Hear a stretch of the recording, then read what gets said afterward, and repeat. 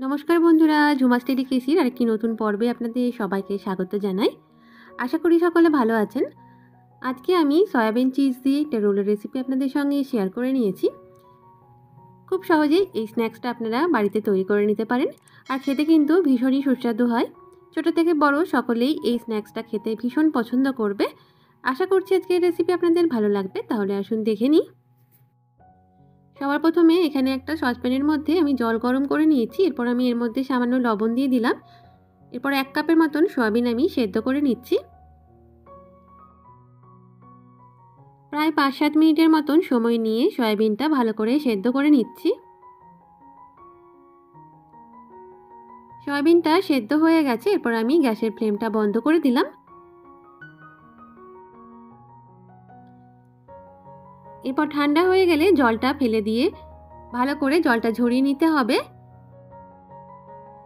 এখানে সয়াবিনটা সেদ্ধ করে জল ঝরিয়ে রেডি করা হয়ে গেছে।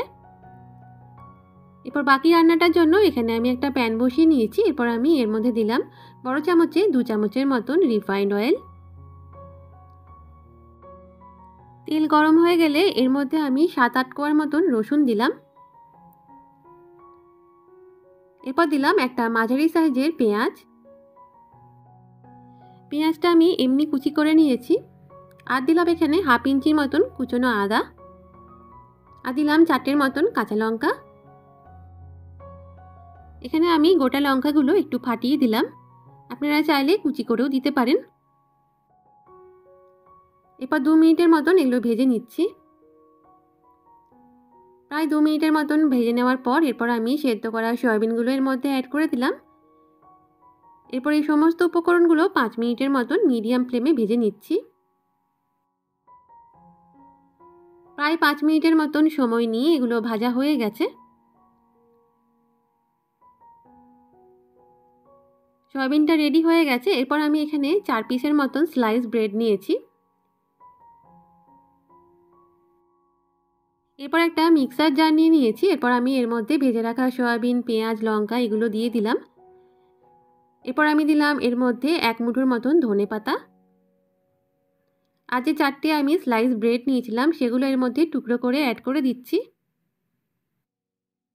এরপর কোনো রকম জল ছাড়াই মিক্সিতে একবার এগুলো পেস্ট করে নিয়েছি।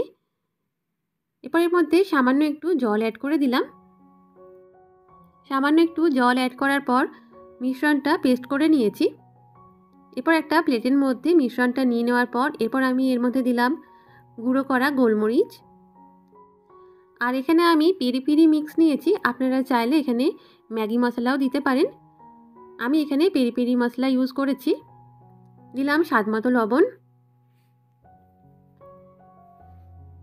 এরপর এই সমস্ত উপকরণগুলো হাতের সাহায্যে ভালো করে মেখে নিয়েছি।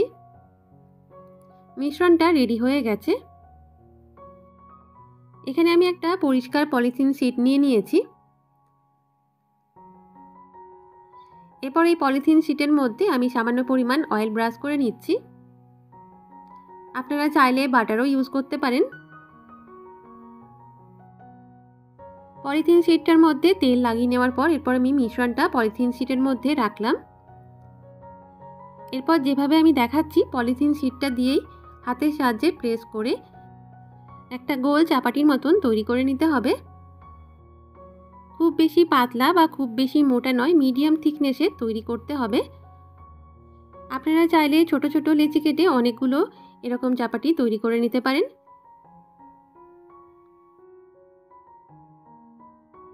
এইভাবে আমার চাপাটি বা রুটির মতন শিটটা তৈরি করা হয়ে গেছে। এখানে আমি চিজ কিউব নিয়েছি। এরপর এই চিজটা আমি এর মধ্যে গ্রেট করে দিচ্ছি। আপনারা চাইলে চিজ স্লাইসও নিতে পারেন। চিজ না থাকলে আপনারা এর মধ্যে পনিরও গ্রেট করে দিতে পারেন। আমার আজকে সয়াবিন চিজ রোলের রেসিপি যদি আপনাদের ভালো লেগে থাকে তাহলে অবশ্যই ভিডিওটিতে একটি লাইক করে দেবেন। আর চ্যানেলে নতুন বন্ধু হয়ে থাকলে চ্যানেলটিকে সাবস্ক্রাইব করে পাশে থাকা বেল বাটনের অল বাটনটা ক্লিক করে দিয়ে সাথেই থাকবেন। তাহলে আমার পরবর্তী সমস্ত ভিডিও নোটিফিকেশনগুলো খুব সহজেই সবার আগে আপনার কাছে পৌঁছে যাবে। সমস্ত চিজ ভালো করে এর মধ্যে দিয়ে দেওয়ার পর এরপর এটাকে আস্তে করে রোল করে নিচ্ছি। হালকা হাতে এভাবে পলিথিন শিটটা সরিয়ে এভাবে রোল করে নিতে হবে।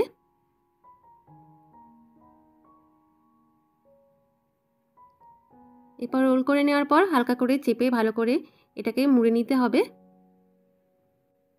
এভাবে রোলটা তৈরি করা হয়ে গেছে। এরপর এই রোলটা আমি স্লাইস করে কেটে নেব।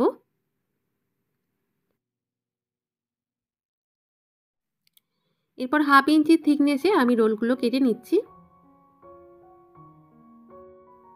চুড়ির মধ্যে সামান্য তেল লাগিয়ে নিতে হবে। তো এখানে আমি তেলটা লাগাতে ভুলে গিয়েছিলাম। আপনারা রেসিপিটা তৈরি করলে অবশ্যই স্লাইসগুলো কাটার সময় চুড়ির গায়ে সামান্য একটু তেল লাগিয়ে নেবেন, তাহলে স্লাইসগুলো কাটতে সুবিধা হবে।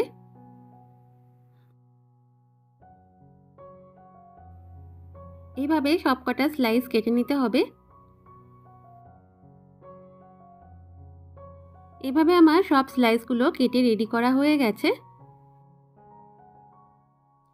এখানে আমি বেকিং ট্রে নিয়ে নিয়েছি। এরপর আমি এর মধ্যে সামান্য একটু অয়েল ব্রাশ করে নিচ্ছি।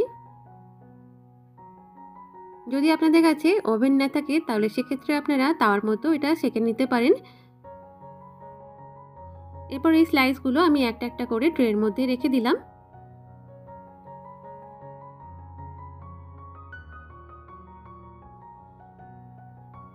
এরপর ট্রেটা আমি ওভেনের মধ্যে রাখলাম।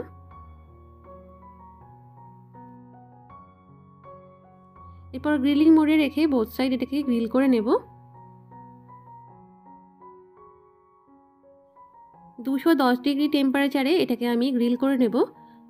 বোথ সাইড গ্রিল করব যাতে করে বোথ সাইড এটা ব্রাউন কালার চলে আসে। প্রথমে এটা আমি 8-10 মিনিটের জন্য গ্রিল করে নিচ্ছি।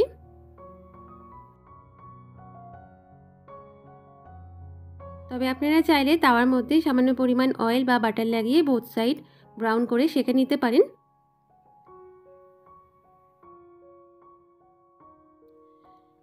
এরপর আরও 10 মিনিটের জন্য অনলি টপ গ্রিল করছি।